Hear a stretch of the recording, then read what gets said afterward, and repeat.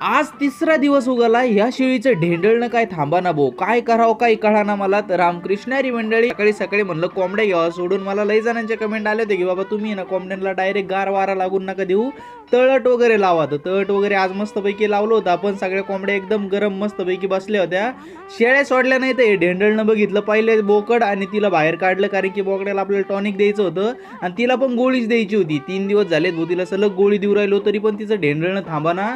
म्हणलं हिला आहे ना काहीतरी जालीम उपाय करावं लागणार आहे. तर बोकड बघा किती अड्यावानी करून राहिलाय औषध प्यायला. त्याला पहिलं औषध पिऊ घातलं आणि मग आपले जे ढेंडळत होती ना शेळी, तिला डायरेक्ट सुका चाराच दिला. आता तिला आजच्या उद्याच दिवस नुसता सुका चाराच खाऊ घालायचा. बाकी बोकड आणि 2 पाठी मस्तपैकी खुराक खाऊ राहिल्यात. आज आहे ना मला मारायचा होता गव्हाला फवारा, कारण की गहू मस्तपैकी ओंब्यात आलाय बरं का. 4 बाटल्या आहेत माझ्याकडे. मला कळा ना ह्या सेफ राहते का नाही मारायला. तुम्हाला जर माहिती असली याच्यातली तर मला नक्की कमेंट मध्ये सांगा. बाबाला विचारलं, बाब म्हणले ना कोणाचा तरी सल्ला घे मग मारू फवारा आपण. मग बाबा तिकडून आले होते येड्या बाबळीच्या शेंगा घेऊन, मग सगळे शेळ्यांना टाक. आता त्या शेंगा शेळ्यांनी खायचे तर ते गौरीच खाऊ राहिली बाबा त्या शेंगांना. चला जाऊन द्या, आता मला कुट्टी करायची आहे. काल जे आपण वाढे घेतले होते ना त्याची मस्तपैकी कुट्टी करून टाकतो आणि बाबाकडून जे आपण कडळ आणलं होतं ना त्याची पण कुट्टी करून टाकतो. मिक्स व्हेज मस्तपैकी होऊन जाईल.